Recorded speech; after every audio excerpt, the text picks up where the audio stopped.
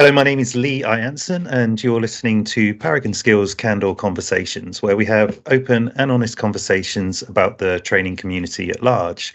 Today, I'm joined by Conor Cotton from Not Going To Uni, and we're going to be talking about recruitment and how to attract the right talent for the right role.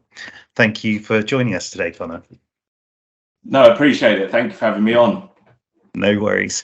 Now, you've worn a few different hats in your career, from a PE technician in a school to a managing director of a leading UK website. Can you tell us a little bit more about your own career journey? Yeah, I mean, you've kind of, in that comparison, it kind of summarises my career, that it's been a little bit chaotic. Have I ever known what I'm doing at any one time? No. Do I still know what I'm doing? Maybe not, but there's been an element of finding my way as I go, similar to a lot of young people in this country. Left school without necessarily understanding exactly what pathway I wanted to go on, probably due to a lack of information from my school life. Was pushed down the university route and actually told I had to do my university application, and that was the only route for me. They said, your grades are all right, so you should definitely go to university. That's your pathway. But that didn't feel right to me. So I fell into a role in PE only because I'd done my football FA Level 1 coaching badge. So thought, okay, I'll go down this sporting route, etc. Realised that I was quite money motivated, and sport isn't actually a great route for making money unless you scale quite high. Yeah. And ended up then falling into a job at Not Going To Uni. When I decided to leave the school, I went on this website called Not Going To Uni, found a job as a digital media sales exec, applied for that, got the job, and as I say, the rest is history. It's been, since then it was 4 to 5 years of getting my head down and working as hard as possible to elevate my career. And by the age of sort of 21, I said to myself, right, I want to run a company. I want to be a business leader, and I want to also change this sector. I knew I wanted to be a business leader in the early careers space because I felt passionately, because of my own journey, because I'd been there as a misinformed young person going into the world of work, and actually felt like I had a lot to give, and there was a lot in the sector that I felt like needed to change from a recruitment perspective. And with a stint at SpringPod, which was a startup as well, which was an amazing experience for me because I ultimately got my business MBA at a startup without getting the degree, so to speak. Meant that I was in the best stead with my kind of business leader toolkit to take on this challenge of not going to uni. That is incredible. And you've managed to achieve so much in an incredibly short space of time. For those that don't know, what is it that Not Going To Uni does? Yeah, so historically we were a job board. We were the first job board in this market, set up around 17 years ago by a guy called Tom, who set it up as a blog because he wasn't going to uni. And at the time, 17 years ago, there was nothing on the market. There was no information. There was no place for you to go if you didn't want to go to uni. So he was blogging his journey. Yeah. A guy called Spencer Melman came along and revolutionised that into a job board. And for about 15 years, the business stayed as a job board. Now, you don't need to be a huge business sort of leader or someone who's mega into business to understand you have to innovate. You have to innovate. Industries are always changing with technology, with reforms, etc., that you have to innovate, otherwise you end up getting left behind. So I was brought in to do that, to elevate this business and change the business. And what we've pivoted to now is a recruitment marketing agency specializing in school and college leaver attraction. We don't touch graduates, we don't touch senior hires, we specialize in school and college student space and anything that isn't the traditional go to uni, go into the world of work pathway. That's incredible. I mean, recruitment problems at the moment are at record highs. Now, with about 76% of companies surveyed struggling to hire new recruits. Now, you're very, very vocal online about understanding company culture for both yourself and for other businesses. I mean, how would you go about defining a company culture?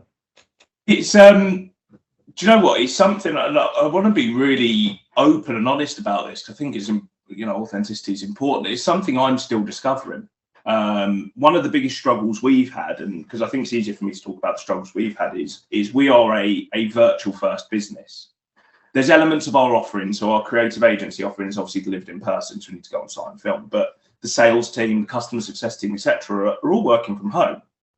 So what I've had to try and do is cultivate that culture with people in all corners of the country. Which, have I got it there yet? No. Or am I still learning? 100%. And maybe we'll never 100% know, because the world changes, like we said, with innovating companies. What it was important for us to do as a company was introduce little things, making sure we schedule time to get the team together, making sure we introduce specific software as well, things like Slack, that make communication when you're virtual and working from home, etc., so easy. Sure regular calls in the diary, making sure that I set up the happiness team within Not Going To Uni, and their job is to make sure staff are happy, organising staff meals, rewarding our staff, making sure that our staff feel like they have people to talk to. And there's also further things we're looking at. Training and CPD as well was a big part, ensuring that staff feel cultivated to go and learn. Is there something that you feel is going to propel your career? It may not directly benefit Not Going To Uni, but it's going to take your career to the next level. We will support you. And that could even be things outside of that kind of work, so to speak, and things like mental health first aiders and stuff like this. And they're little things. And like I said, we're still learning. There'll be companies that have a huge list compared to that small amount of things I've mentioned. Like I said, we're not there yet, but slowly but surely we're getting there. And at the end of the day, I want to create an atmosphere where staff are happy and they go to work, whether that's working from their bedroom or working from their home office or working from the office we have in Essex, happy. That's the most important thing. And that underpins, from a recruitment perspective, that underpins your culture is your biggest asset. At the end of the day, it really makes me happy when I see some of the great things my staff share on platforms like LinkedIn about the love of their work, etc., because that is your biggest asset. Because people look at that and they go, wow, maybe I want to work there. Maybe I would like a job there. Maybe that is the company for me, because they see things like that. For sure. I mean, people underestimate the power of social media. And one of the things that I noticed that you yourself do, that Not Going To Uni does, that I've seen numerous members of your own team do it, is they showcase their successes and they talk about it with such passion online. It's a brilliant thing to look at online. I'm very lucky to work with a lot of people that do exactly the same sort of thing. And like you said, it's a constantly evolving process. And it leads on to the strength of that employer brand, which is, as you said, it's crucial to any form of recruitment. Yeah. Would you say that employer brand is even more important when you're attracting bright young talent? 100%. I think there's when I was talking to someone the other day about this, actually, that employer branding, unfortunately, is still being mega-centric towards the big corporates.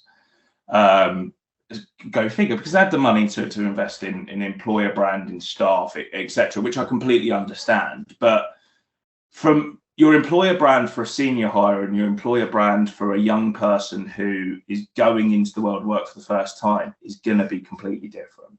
Because if let's say you're a big accounting or finance employer or a care employer, you'd imagine if you're hiring a 35-year-old person who's worked in the space, they probably know who you are. Yeah. If you're hiring a 17, 18-year-old who's never done a day's work in their life, maybe they've worked in a pub part-time, probably don't know who you are. So there's a big bit of work around actually positioning yourself as the employer of choice for them and actually just educating themselves on who the hell you are. And it's something I think we all don't do enough. Don't do enough, is actually just tell people who we are and what we do. And especially for young people, we go to events and careers fairs, and single biggest question that you hear kids saying is, so what do you do? And that's some of these brands, they'll go up to brands like Jaguar Land Rover. What do you actually do? Because all they see is a car. What do you actually do? You're all stood on this stand. What do you guys actually do? And that shows you, that's the thing we need to educate young people on, is actually, what do you do? What's it like to work there? What does it mean to work there? And what are all those back office functions, etc., that you don't necessarily see as a consumer or as an 18-year-old consumer on TikTok, for example? Yeah. So with that in mind, I mean, a lot of companies focus on case studies for their clients and that sort of thing. So focusing as well on case studies for your own colleagues around you would be an excellent way of showcasing exactly what the business does, exactly how happy the business are. You're 100%, and something we're really passionate about is storytelling. At the end of the day, employer brand is storytelling, you know, and that sometimes people see that as a bit almost childlike, because when you think of storytelling, you think of sitting there with your son or your daughter or whatever and reading a book, but actually you're telling a story. You're telling a story of what someone does in their job. You're telling a story of what your brand does, etc. And that is, you know, I think the best employers are storytellers, really. Definitely. I mean, there are so many really strong examples out there of incredible storytellers. Now, you've mentioned there that the importance of attracting that bright young talent into the business itself. And there's loads and loads of blogs, articles, all sorts of information out there talking about unconscious bias influencing decision making early on in the recruitment process. When dealing with a younger audience, what would be your advice to avoid unconscious bias? I think be open.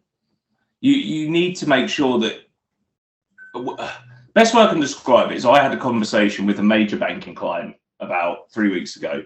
And if you look through Not Going To Uni's clients, you'll probably realise who it is, because it's our biggest banking client, to be quite honest with you. And they said something really powerful to me, and it's kind of resonated because I've spoke to others about it. They said, we don't want to do things that just benefit the brand. We don't want to do things that only benefit our brand. We want to do things that just help young people. We don't care whether they go in and work for HSBC or even work for our competitors. They know they've got a duty of care as a brand recruiting young people to actually just educate and help young people. So they're going to be doing a big piece of work with us on creating content that just helps young people, whether they work there or not. So they're not being biased to their brand. And they're not saying you have to come and work within this brand. What they're saying is, actually, we were going to organically get people come through this. We're going to organically get young people through educating them, through supporting them, through giving them the tools and information they need. But actually, there's that bit of ownership and that kind of corporate social responsibility to say, we're doing the right thing, because hopefully we're going to prevent things like NEETs, etc. Because young people are going to feel well informed to go into the world of work. And that could be a major competitor, but they're open to that. They're okay with that because they know it is the right thing to do. Absolutely. And I think people don't appreciate the younger talent out there, that it gives them an opportunity to build a career from the starting point, and also embed all your culture, embed all your values into that person, and actually learn from that person as well. This is, I'm going to use this word a lot, I think, during this, but it's incredible. It's a really, really solid sort of process that you built there. Now, as a business, you've built up this great culture. You've put your brand front and center, and you're ready to recruit. How do you make sure that candidate's journey is the best that it can be? I think length of time is really important. We are probably seeing the most emails, messages from young people saying, I haven't heard back. I applied in this month. I've done this. I've done that. I've still not heard back. I've not had any feedback. I've not done this. I've not done that. Or the click-through rate from clicking apply on Not Going To Uni, for example, to actually apply is going down, because young people are seeing this huge recruitment process or big application process, and that's just stage one. That could be stage one of 10 steps, and I completely appreciate that there are, you know, if you're joining the Royal Air Force, big client of ours, there's specific things you have to do. Sure. But if you're going to apply for the RAF, you're going to know about that, right?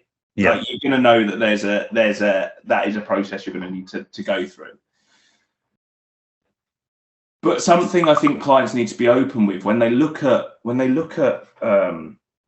they're getting drop off like that is what is wrong with ourselves? What are we doing that's putting them off? We're in that stage, and it's probably something like length of time, too many pages, and so on. Because you've got to think, this is an audience that are so used to instant gratification.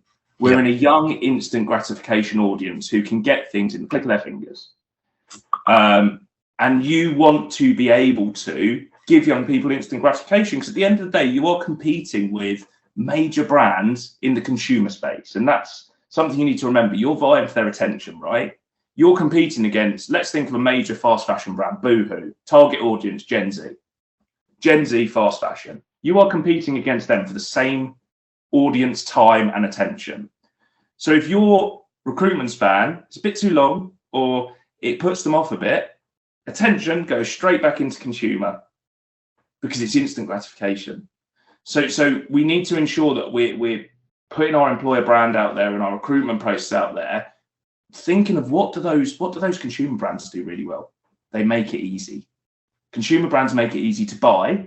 We should make it easy to apply, and that will help things like reneges, drop-offs, etc. in the long run. Absolutely. I mean, I literally recorded a case study about a week and a half ago, and I was talking about, what made you choose Paragon Skills? And they said that they went through Not Going To Uni, and within a couple of weeks they were working in the job role. So that's testament to your process. And that's exactly it. That's exactly it. Make it. I remember when I was in, I did BTEC level 3 PE. At school, and I remember I did an essay, and on the side of my sort of document, the PE teacher wrote KISS, keep it simple, stupid.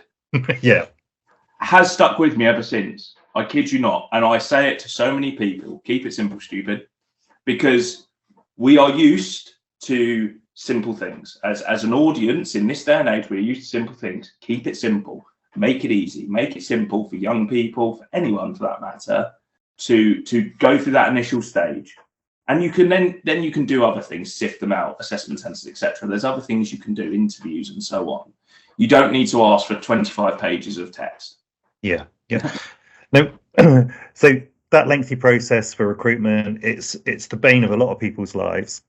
Now, when it comes to promoting the actual job role itself, that's a slightly different format, because you may need to take a little bit more time when it comes to recruitment. A lot of people, like you say, they want that instant gratification, but you've got to build that brand, you've got to build that culture, and you've got to showcase that before the people are actually starting to apply for those jobs.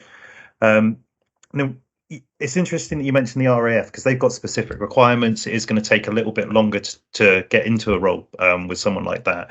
However, a lot of these young learners don't have potentially the grades or experience when it comes to taking on a new position.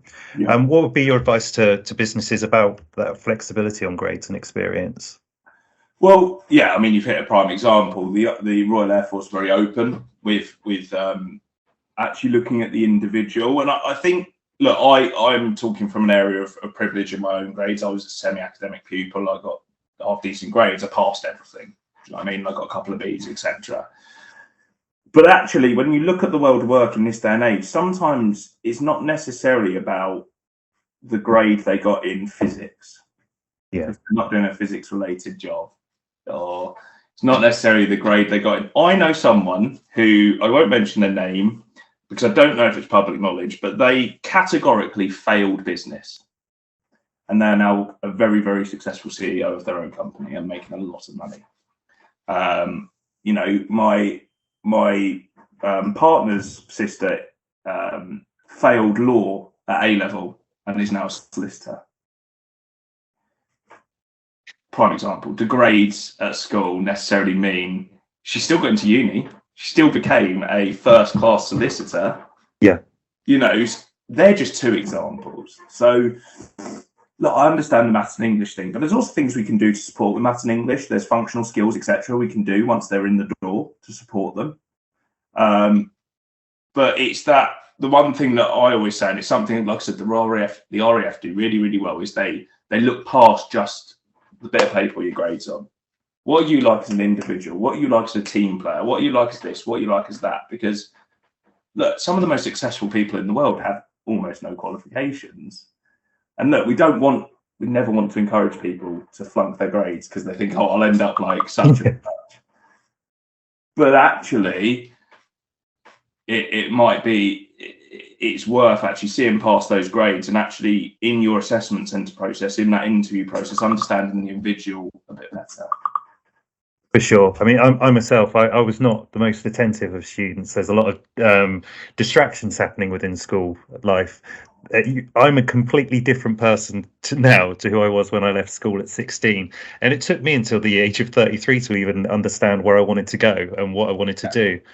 Now, when it comes to getting that information out there in front of potential candidates, is there a specific method of reaching an audience that you guys prefer to use, or what would you say is the best way to reach an audience when it comes to recruitment?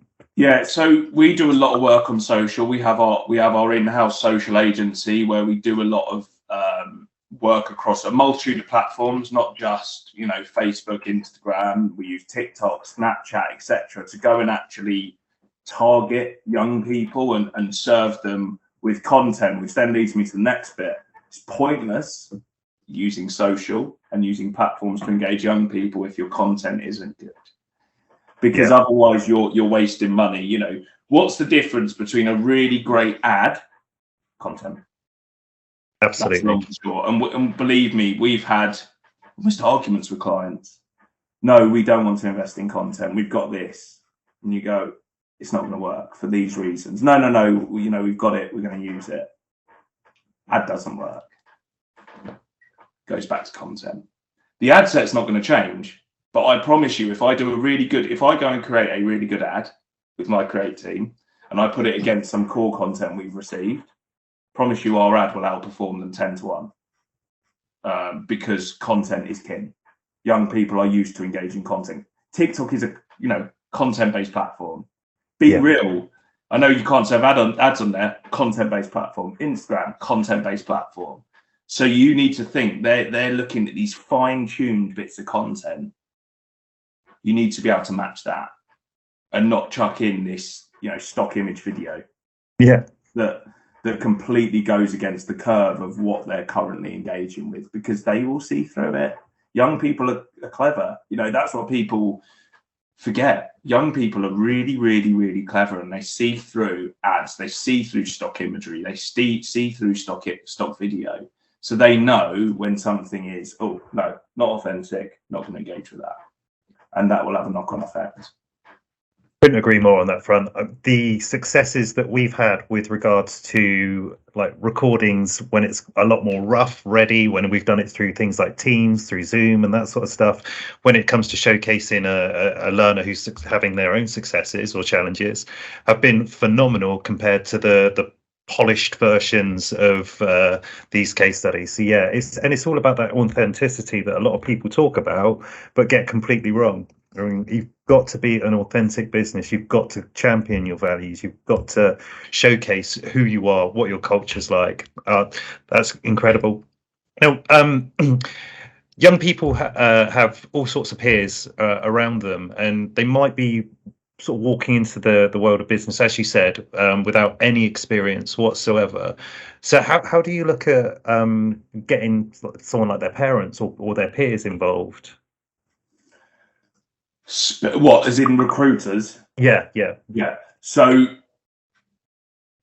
specific content for parents. I mean, parents are probably your biggest influencing audience behind a young person, bar teachers, because generally when you look at a young person growing up, they've got 3 lines of influence, right? They've got parents, teachers, and friends. Now, friends might not always be the people you're going to speak to necessarily about your careers. Look, you might tell them, oh, I've applied for this job, etc. I remember doing that. I remember speaking to my friends about it, but they weren't necessarily going to give me advice because they were going through the same journey. They also knew very little. But parents are the people that are going to want to give you advice. And obviously, we're also in a day and age looking at early careers where a lot of parents' views are still quite dated. There is still probably an emphasis on university and the need for university because of the historical context of university equals success, which is a horrible idea, I think. It's not true. say that as someone running a business in my early 20s without going to university. It's not true. And so what the best thing an employer, a training provider, an industry leader, anyone in this space can do is create content, create information to educate parents. Poorly educated parents equal poorly educated students. Now, I don't mean in terms of their education, I mean in terms of the advice they give them. If a parent is poorly educated on careers advice or how to help their son or daughter post 18 or post 16, will lead to a poorly educated son or daughter going into the world of work because they haven't been given the right tools, advice, etc., and will probably end up making the wrong decision. May go to university without actually thinking about it and realizing they go elsewhere. May do whatever, go into the wrong career pathway, whatever that may be. Not be able to do their applications because they feel like they haven't got the support network they need. So educate parents as if they're, we've all seen those yellow, the idiot's guides. Yeah. The ones that you can buy in Waterstones, and there's almost an idiot's guide for everything. Imagine that's your parent audience. You need to give them an idiot's guide for everything. My mum still doesn't have a clue what I actually do. Sure. I've moved out now. I live with my partner, etc. And if I go up to my mum, and I've not seen her for a week, let's say, and I say, "Mum, what do I do day to day?" No idea. I'm exactly the same. What? Okay, Mum, I am applying for this new job. How can I help you? And this, no disrespect, I love my mum's bits. I don't know how I can help you, Connor. Yeah. Prime example. One use case. I know I'm talking about my own use case, but it's true. It's true. My mum wouldn't know how to help me, and that's fine. I accept that. But this is the thing. We've got to make sure that we are making sure that they do know what to say when little Jimmy comes home and says, "I am going into X, Y, Z." We need to make sure that we are educating them at the end of the day. I love your example of an idiot's guide to taking on, like the parents' guide thing, and I might pick that up with you at a later date on that one. 100%. I think there's so much you can do. Look, it's a bit tongue in cheek. It's very tongue in cheek. I get that, but tongue in cheek's good. Absolutely. Sometimes I always use the analogy of sometimes you've got to call a spade a spade. Yeah. and I'm not saying parents are idiots. I'm sure there's some students who would love to say that, but you have to think they don't know. They do not know what they are looking for. They do not know what they need to be saying to their son or daughter. So make it easy for them. Make it really, really easy for them. A bit like your recruitment process. Make it easy for them.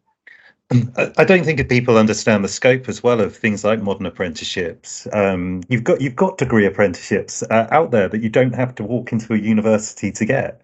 You can go for a complete career pathway from level 2 right the way up to level 7 should you really want to. And not only are you going to be learning on the job, you're going to get paid for it at the same time. It's a win-win situation. So as a final point on here, I'm a brand spanking new business. I'm looking to recruit. What would your advice be to those businesses that are looking to recruit right now? I think it all starts with content. We've hammered on about this the whole time. It all starts with content. So what have you got already and where are the gaps? And then use that to create a strong employer brand. Using content to create that strong employer brand, make you a Gen Z employer's brand of choice. Understand your culture as well when you're doing that. Understand the culture within your business. How can you incorporate that into the employer brand and into the content you're pushing out? Involve parents. Make sure that parents are a big part of that attraction strategy. Teachers, careers advisors as well.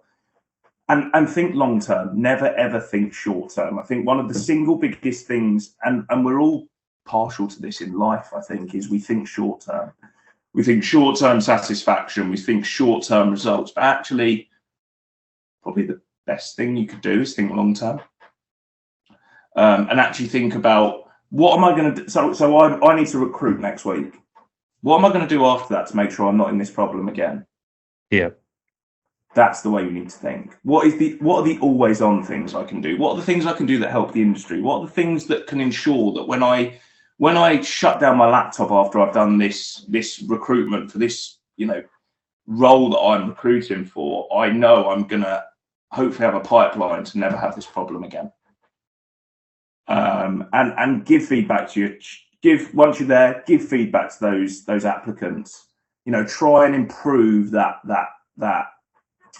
recruitment process where you can, whether it's length of time, whether it's length of questions you're asking them, etc. And last but not least, go where young people are at. Go and mix in the places they're at, TikTok, etc. Go and play in those spaces. You've got a captive audience waiting there for you. Go and play in those spaces to try and capture their attention. That's, as I've said before, incredible. Huge thanks to Conor for being a guest today. I've certainly learned a lot about the recruitment process, and I know that there's plenty of actions that you can all take from this to streamline your own recruitment process. Thanks for listening to Candle Conversations. We hope you've enjoyed our deep dive into recruitment. You can find out more about our partnership at paragonskills.co.uk, or if you're looking to recruit bright young talent, head over to notgoingtouni.co.uk. That's all for this episode. See you next time.